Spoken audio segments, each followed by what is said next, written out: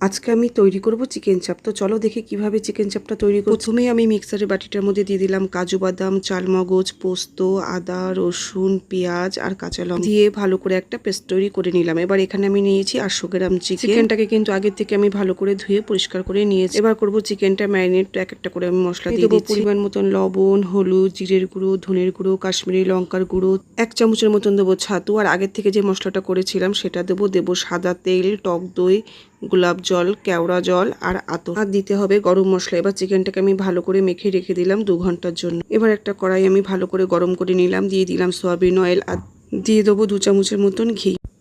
এবার কিন্তু চিকেনগুলোকে খুব সুন্দর করে কিন্তু ভেজে নিয়েছি। ভাজার পরে কিন্তু যে মশলাটা বাকি ছিল সেই মশলাটা আমি চিকেনটার মধ্যে দিয়ে দিলাম। মশলাটা দিয়ে কিন্তু এবার একটু কষিয়ে নেবো। কষানো হয়ে গেলে দিয়ে দেবো পরিমাণ মতন জল।